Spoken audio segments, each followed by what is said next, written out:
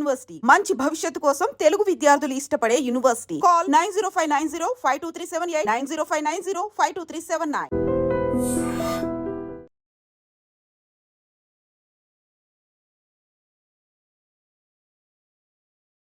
Hi hello నమస్తే, welcome back to I dream media. ఈరోజు మనతో ఉన్నారు హైకోర్టు అడ్వకేట్ అయిన నరేష్ శుంకరా గారు. సో బయట ఏం జరుగుతుంది డాక్టర్స్ దగ్గర అంటే ఫేక్ సర్టిఫికెట్స్ నడుస్తున్నాయి అంటున్నారు అందరూ. అంటే జనరల్గా మనం డాక్టర్స్ని దేవుళ్ళ చూస్తూ ఉండడం ఏ డౌట్ ఉండదు. ఒక పురుడు పోసి వచ్చిన డాక్టర్ని చేతులతో నమస్కారం పెట్టి మీరే మా దేవుడు అన్నట్టు చూస్తూ ఉంటారు. అయితే ఇలాంటి డాక్టర్స్లో అసలు ఏం జరుగుతుంది, ఎందుకు ఈ ఫేకిజం అంతా పుట్టుకొస్తుంది అనేది నరేష్ గారి ద్వారా తెలుసుకుందాం. నమస్కారం సార్. నమస్తే అండి. ఇంటర్లో చెప్పినట్టు ఒకప్పుడు పురుడు పోసి వచ్చిన డాక్టర్ని ఎలా చూస్తారంటే అచ్చం దేవుడు దిగొచ్చాడు, ఆయన ఉండబట్టి ఇదంతా జరిగింది. కానీ ఇప్పుడు డాక్టర్లు అలా లేరు, ఎక్కడ దొరుకుతున్నాయో తెలియదు. గుజరాత్లో కూడా నిన్న 14 మంది ఫేక్ డాక్టర్లు దాదాపుగా 120 ఆపరేషన్స్ చేశారంట. మరి అదే ప్లేస్లో మన అన్నో అక్కో మనమే ఉంటే ఆపరేషన్ చేశాక మన పరిస్థితి ఏంటి అని నేను అడుగుతున్నాను. మరి ఫేక్ డాక్టర్స్ మీద ఎవరు సరైన యాక్షన్ తీసుకోవాలి? ఇలాంటి వాళ్ళు ఎందుకు పుట్టుకొస్తున్నారు? అసలు సర్టిఫికేషన్ లేని యూనివర్సిటీస్ ఎక్కడి నుంచి పుట్టుకొస్తున్నాయి? అసలు ఈ ఫేక్ డాక్టర్స్ స్కిన్ క్లినిక్స్ పెడుతున్నారు, డైటీషియన్స్గా మారుతున్నారు, ఆపరేషన్లు కూడా చేస్తున్నారు. రేపు ఎలా పోతా ఉంటే ఏం జరుగుతుంది సమాజంలో అనేది నా క్వశ్చన్. మీరేమంటారు? ఈ డాక్టర్స్కి సంబంధించి regulating authority national medical commission అండి, ఎన్ఎంసీ అని చెప్పని అంటారు. సో వాళ్ళు వీళ్ళ మీద మానిటరింగ్ చేయాలి. ఈ ఫేక్ డాక్టర్స్ గురించి మనం మాట్లాడుకోవాలి అని అంటే కనుక ప్రజల ప్రాణాలతో వాళ్ళు చెలగాటం ఆడుతున్నారు అనేది ముమ్మాటికి నిజం. అయితే వాళ్ళు ప్రాక్టీస్ తోటి ఆపరేషన్ అంటే సర్జరీ చేసి అది సక్సెస్ చేస్తేనేమో ఓకే, ఊపిరి పీల్చుకుంటాం. అది ఇక్కడ ఏం జరుగుతుంది అని అంటే కనుక ఇది నీడ్ ఆఫ్ ది అవర్ ఎందుకు అయిపోయింది అని అంటే కనుక ఈ టాపిక్ గత నెల మధ్యప్రదేశ్లో విక్రమాదిత్య యాదవ్ అని ఒక వ్యక్తి డాక్టర్ అవతారం ఎత్తి నేను కార్డియాలజిస్ట్ని, యూకే రిటర్న్ అని చెప్పని 45 రోజుల్లో 15 ఆపరేషన్లు చేశాడు, 2 ఆపరేషన్లు చేశాడు. చేస్తే చేసిన 15 మందిలో 7 చచ్చిపోయారు. 7 చచ్చిపోయారు. 45 రోజుల్లో 15 ఆపరేషన్లు చేస్తే 7 చచ్చిపోయారు. దాంట్లో గుండె ఆపరేషన్లు చేశాడు, యూకే రిటర్న్ అని చెప్పాడు. ఆ మిగిలిన వాళ్ళు కూడా ఈ న్యూస్ తెలిసిన తర్వాత చచ్చిపోతారేమో అని నా అభిప్రాయం. వేరే ఆప్షన్ లేదు వాళ్ళకి. అందుకే ఆ భయానికి ఎట్లా చేశాడో ఏమో అని చెప్పానని. అంటే ఇటువంటి దారుణమైన పరిస్థితి దేశంలో ఉంది. ఇక మన రాష్ట్రానికి వస్తే, తెలంగాణ రాష్ట్రానికి వస్తే ఈ రూరల్ ఏరియాలో ఆర్ఎంపీల కింద చలామణి అయ్యేవాళ్ళు డాక్టర్లుగా. అదేవిధంగా హైదరాబాద్లో అంటే ఒక సర్వే ప్రకారము 75% ఫేక్ డాక్టర్స్ అర్బన్ ఏరియాస్లో ప్రాక్టీస్ చేస్తున్నారు. సిటీస్లో. దీనికి కట్టడి ఎందుకు ఉండదు అని అంటే కనుక బేసికల్గా ప్రజలకి కావాల్సినంత మంది వైద్యులు అందుబాటులో లేకపోవడం చేత ఈరోజు తెలంగాణ రాష్ట్రానికి సంబంధించి మనం చూసుకున్నట్లయితే కనుక 10,000 మంది ఎంబీబీఎస్ గ్రాడ్యుయేట్స్, 5,000 మంది స్పెషలిస్టులు, 3,000 మంది సూపర్ స్పెషలిస్టులు ఒక ఇయర్కి గ్రాడ్యుయేషన్ పూర్తి చేసుకుని బయటకు వస్తున్నారు. కానీ ప్రజానీకం ఎంతగా ఉంది? ఆ గ్రాడ్యుయేషన్ కంప్లీట్ చేసుకున్న వాళ్ళు ఎంతమంది ఇక్కడ ప్రాక్టీస్ చేస్తున్నారు? మళ్ళీ abroad most of the people వెళ్ళిపోతారు, అక్కడ హ్యాపీ లైఫ్ దొరుకుతుందని చెప్పేసి అయిపోతుంది. దీంట్లో కూడా కొంతమంది రూరల్ ఏరియాలోకి వెళ్ళి ప్రాక్టీస్ చేయాలి అని అంటే కనుక సుముఖంగా ఉంటారు.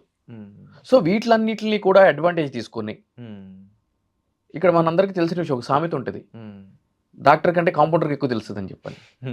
ఎందుకంటే డాక్టర్ ఏం చేస్తాడు, చెక్ చేసి స్టిచ్ చేసేయని చెప్పని అంటాడు, టించర్ పెట్టేసి అని చెప్పని అంటాడు, ఆ మెడిసిన్ ఇచ్చేసి అని చెప్పని అంటాడు. చేసేదంతా కాంపౌండర్ చేసి ఏమైందంటే ప్రాక్టీస్ అయిపోతుంది. డాక్టర్ తెలియని ఇది కూడా ఇది అయిపోతుంది. అది రిపీటెడ్ పేషెంట్ అనుకోండి, వీళ్ళిద్దరికి మించి పేషెంట్కి ఎక్కువ తెలుస్తుంది. ఓకే, అంటే ఏ జబ్బుకి ఏ మెడిసిన్ వాడాలి, ఎప్పుడు వాడాలి, ఎంత కంటెంట్ వాడాలి అని చెప్పని. ఇదంతా నరేష్ గారు అంటే వింటున్నప్పుడు బాగానే ఉంటుంది, కానీ నిజంగా ఆ ప్లేస్లో ఒకడికి మీరే అన్నారు 7 చనిపోయారని చెప్పేసి, వాళ్ళ కుటుంబంకి లాస్ అనేది ఎవ్వరు తీర్చలేరు. ఆ వేస్ట్ ఫెలో ఎవడైతే ఉన్నాడో వాడికి ఎలాంటి శిక్ష చేయాలి? అండ్ డాక్టర్స్ వాళ్ళు సర్టిఫైడ్ డాక్టర్స్ అని తెలుసుకోవడానికి మనకి ఎటువంటి నిజ నిర్ధారణలు ఉన్నాయంటారు? ఏదో యూనిక్ ఐడెంటిఫికేషన్ నెంబర్ ఏదో విన్నాను నేను. ఆబ్వియస్లీ మనము ఏదైనా ఒక హాస్పిటల్కి వెళ్ళినప్పుడు ఆ యొక్క డాక్టర్కి సంబంధించిన registration number concerned state as well NMC అంటే కేంద్రానికి సంబంధించిన ఈ బోర్డు ఏదైతే ఉందో మెడికల్ బోర్డు, వాళ్ళు ఒక రిజిస్ట్రేషన్ నెంబర్ అనేది ఇవ్వడం జరుగుతుంది. సో ఆ రిజిస్ట్రేషన్ నెంబర్కి సంబంధించి బారా కోడింగ్ కూడా అక్కడ ఉండటం జరుగుతుంది, ఒక యూనిక్ కోడ్. సో మనం దాన్ని ఆ సైట్లోకి వెళ్ళి స్కాన్ చేసిన తర్వాత వాళ్ళు దాంట్లో ఆ యొక్క ప్రభుత్వ వెబ్సైట్లో రిజిస్ట్రేషన్ చేసుకున్నారా లేదు అనే పూర్తి సమాచారము మనకి మొబైల్లో కనిపిస్తుంది.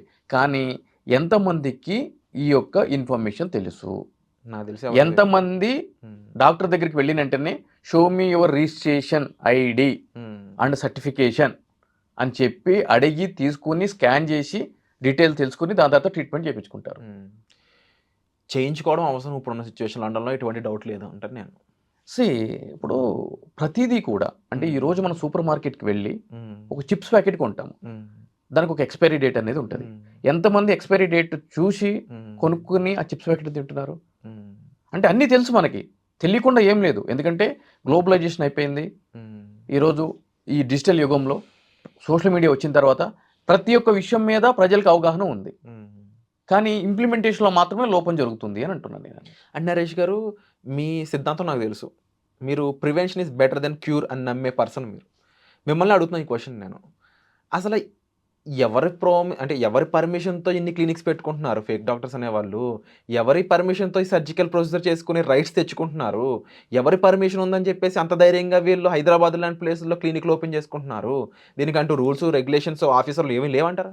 వాటికి అన్నిటికీ అతీతంగా లంచం అనే ఒక కాన్సెప్ట్ ఉంది కదా. డబ్బు ఎక్కడ పెడితే అక్కడ పని అయిపోద్ది అంటారు. అంతే, ఏ రంగంలో అయినా సరే మీరు డబ్బులు తీస్తే పని అయిపోతుంది. ఎందుకు కాదు? అంటే మరీ దిగజారిపోయి వీళ్ళు సోషల్ మీడియాలో నేను డాక్టర్ని ప్రమోట్ చేసుకుంటాను, అంత ధైర్యం ఎక్కడి నుంచి వచ్చింది అంటాను. అవునండి, ఈ రోజు మీడియా ఛానల్స్ ఉన్నాయి, అంతెందుకు నేను వస్తాను బీయింగ్ డాక్టర్ కింద ఒక స్టెథోస్కోప్ వస్తాను, ఏమండి నాది ఒక ప్రోగ్రామ్ కండక్ట్ చేయండి, నేను షోకి 2 లక్షల రూపాయలు ఇస్తాను అంటారు. అంటే మీరు నా సర్టిఫికేషన్స్, నా యొక్క ప్రాపర్ స్టడీ సర్టిఫికేట్స్ అవన్నీ చూసి వెరిఫై చేసి యూనివర్సిటీకి ఫోన్ చేసి నా పర్సంటేజ్ కనుక్కొని మెడికల్ బోర్డుకి ఫోన్ చేసి సుంక నరేష్ పర్ఫార్మెన్స్ అని తెలుసుకుని నేను ట్రీట్ చేసిన 100 మంది పేషెంట్లకి ఫోన్ చేసి అసలు గ్రౌండ్ లెవెల్ రిపోర్ట్ చేసుకుని మీరు ఏమైనా ఇంటర్వ్యూ చేస్తారా? చేయరుగా. అంటే కొన్ని ఛానల్స్ మరి డబ్బులు అమ్ముడిపోతున్నాయి అంటారా? 100% డబ్బులే. ఎక్కడైనా నాట్ ఓన్లీ ఛానల్, వ్యవస్థ డబ్బులు అమ్ముడిపోతుంది. ఛానల్ ఏముందండి, వ్యవస్థలో ఒక భాగమే కదా ఛానల్ అనేది. అంటే మరి జనాలు అనేవాడు ఎవడైతే నష్టపోతున్నాడో, ఎవడైతే ఇప్పుడు అమాయకుడు అని అంటున్నామో వాడి పరిస్థితి ఏందంటాను. జనాలు అమాయకుడు అని చెప్పి మీరు అమాయకుడు అనిపిస్తారు నాకు. ఇప్పుడు మిమ్మల్ని చూస్తే నాకు అనిపిస్తుంది మీరు ఇంత అమాయకత్వంగా ఎట్లా వచ్చారు జర్నలిజంలోకి అని చెప్పని. సామాన్యుడు అమాయకుడా కాదంటారా? నాన్ సెన్స్ అంటా నేను. సామాన్యుడు అమాయకుడు ఏంటండి? మరి ఇప్పుడు మీరు చెప్పిన గుజరాత్లో చనిపోయిన 7 పరిస్థితి ఏంటంటారు? వాళ్ళ అమాయకులు కాదంటారు? కాదండి. వాళ్ళు 1కి 10 సార్లు ఎంక్వైరీ చేసుకుని 10 మందిని కనుక్కుని అబ్బా బాగా చేస్తాడంట, యూకే రిటర్న్ అంట అని చెప్పని వెళ్ళి నమ్మి చేయించుకున్నారు. అంటే అమాయకులు కాదు, మోసపోయారు అనొచ్చు. ఎగ్జాక్ట్లీ. అంటే మోసపోయేవాడు ఉన్నంతకాలం మోసం చేసే వాళ్ళు ఉంటారనేది మన దగ్గర ఒక సామెత ఉంది. కానీ ఎంతకాలం ఈ ప్రొసీజర్ అంటాను నేను. ఎంతకాలం అంటే కనుక వ్యవస్థ మారేంతకాలం అని అంటాను. వ్యవస్థ మారేంతకాలం అండి. ఇప్పుడు చూస్తున్న ఆడియన్స్కి ఏం చెప్తారు సార్ మీరు? ఇప్పుడు సింపుల్ థింగ్ అండి, ఈ రోజు మీరు వెహికల్ తీసుకుని ఇంటికి వెళ్ళాలి, రోడ్ల పరిస్థితి ఏ విధంగా ఉందో మీకు తెలుసు. గుంతలు, వర్షం పడిందంటే కనుక దాంట్లో నీళ్లు నిండుతూ ఉంటాయి, భయంకరమైన ట్రాఫిక్, అదేవిధంగా ర్యాష్ డ్రైవింగ్లు, సిగ్నల్ జంపులు ఇవన్నీ జరుగుతూ ఉన్నాయి. వీటిలన్నిటి మీద మీకు ఫండమెంటల్ రైట్సే కాదు, ఫండమెంటల్ డ్యూటీస్ కూడా ఉంటాయి.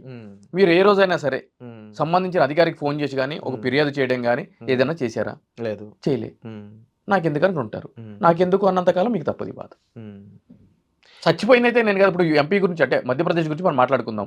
15 మందిలో 7 చచ్చిపోయారు. మన ఇంట్లో వాళ్ళు అయితే కాదుగా. మనకెందుకు అయిపోయిందిగా. రేపు మన దగ్గర మన రాష్ట్రం కాదు, మనకు సంబంధించిన వాళ్ళు కాదు. రేపు మన మీదకి వస్తే కానీ అర్థం కాదంటారు. మన మీదకి వస్తే ఏం చేస్తాం? చేతులు కట్టు కూర్చుంటాము. ఏం చేస్తాం? విధి రాత అని చెప్పని అంటాం. అంతకుమించి ఏం పీకలేం కదా. పీకలంటే మాటలే కదా ఇవన్నీ. అయిపోయి ఎవరో ఒకరు దీని మీద నోరు విప్పినప్పుడు మాత్రమే ప్రతి ఒక్కరు కూడా దీని మీద మాట్లాడుతూ వస్తున్నారు అని చెప్పేసి. మాటలతో పనులు కావు అని అంటున్నా నేను. మాటలతో పనులు కావు. ఎలాంటి యాక్షన్ తీసుకోవాలంటారు మరి? సింపుల్ థింగ్ అండి, నేనేమంటున్నాను, ఈ రోజు ఒక వ్యక్తి ఫేక్ డాక్టరా కాదా అని తెలుసుకోవాలి అని అంటే కనుక పేషెంట్ ఏం చేయాలి? మీకు ఒకటి ఆ హాస్పిటల్కి వెళ్తారు, డాక్టర్ దగ్గరికి వెళ్తారు, వెనక రిజిస్ట్రేషన్ సర్టిఫికేట్ అవన్నీ కొన్ని హాస్పిటల్స్లో కొంతమంది డాక్టర్లు మెయింటైన్ చేస్తున్నారు. వాళ్ళ యొక్క స్టడీ సర్టిఫికేట్స్ యాజ్ వెల్ వాళ్ళకి వచ్చిన licensing number, concerned government department ఇచ్చిన నెంబరు అవన్నీ కూడా చేస్తున్నారు. మీకు తెలియపోతే అవసరం అయితే ఆయన్ని అడగండి. సార్ ఇప్పుడు ఆ రిజిస్ట్రేషన్ నెంబర్ పెట్టారు కదా, నేను ఎట్లా చెక్ చేయాలి? డాక్టర్ని అడగమను. హక్కు ఉంది మనకి. 100% ఉంది.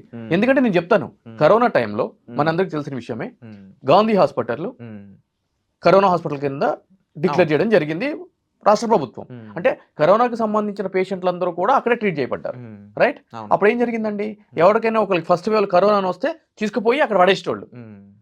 సంబంధించిన అధికారులు ఫోన్ చేసి అటు బతికాడు అంటే బతికినట్టు, చచ్చాడంటే చచ్చిపోయినట్టు.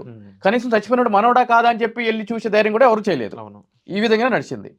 దాని తర్వాత పేషెంట్స్ ఉధృతి పెరిగి Telangana institute of medical science అని చెప్పని గచ్చిబౌలి స్టేడియంలో టీమ్స్ అనేది ఏర్పాటు చేయడం జరిగింది, గచ్చిబౌలిలో. దాన్ని కూడా కరోనా కింద చేయడం. నాకు సంబంధించిన నాకు బాగా కావాల్సిన వ్యక్తి యొక్క బాబాయికి కూడా కరోనా వస్తే తీసుకెళ్లి టీమ్స్లో వేసారు. వేయడం వరకే బాగానే ఉంది.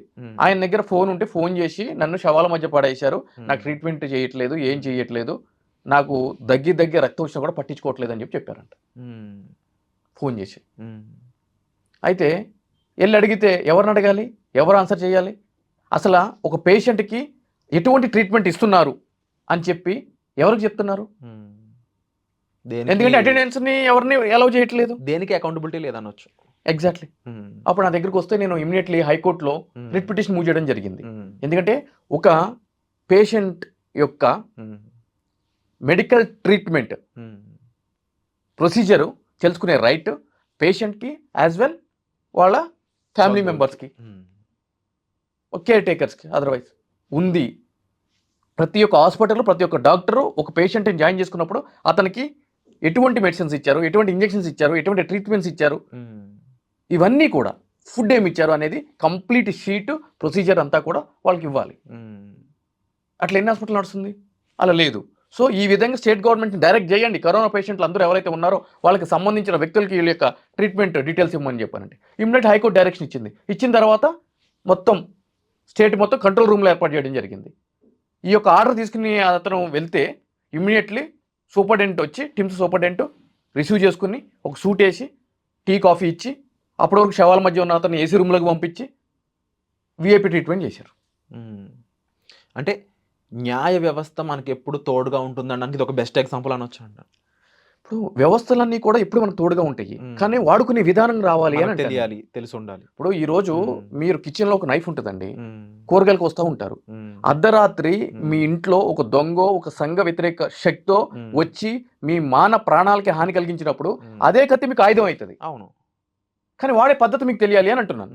దాన్ని మీరు కూరగాయలు కోసే కత్తిలాగానే చూసేంత వరకు కూడా దానికి ఎటువంటి ప్రాముఖ్యత ఉండదు, అది కిచెన్ లో పడి ఏడుస్తూ ఉంటుంది. దాని ఆయుధంగా ఎప్పుడైతే మీరు భావిస్తారో అది మీ యొక్క ప్రాణాలని కాపాడుతుంది అని అంటాను నేను. అనేది సమాజంలో కేవలం డాక్టర్స్ అనే కాదు, ఇంకా చాలా విషయాలు ఉన్నాయి. ముఖ్యంగా ప్రతి ఒక్కరికి మినిమం లీగల్ సంబంధించిన ఈ ప్రొసీజర్స్ తెలిసి ఉండాలని ఈ ఎపిసోడ్ యొక్క ముఖ్య ఉద్దేశం అని చెప్పవచ్చు. ఎందుకంటే ఇప్పుడు నరేష్ గారు చెప్పారు కాబట్టి మనందరికీ కాస్త ధైర్యం వస్తుంది. ఏమని, ఓకే పలానా డాక్టర్ వాళ్ళు ఏంటి ఇక్కడ వైద్యం చేయకపోతే మనం వెళ్ళి అడిగే హక్కు మనకుంది, వాడు చేయనంటే ఇలా నీ మీద కోర్టులో ఇలా వేస్తాను స్టే అనే దానికి మనకి హక్కు ఉంది, కాబట్టి మనకు ధైర్యం పుంజుకొస్తుంది.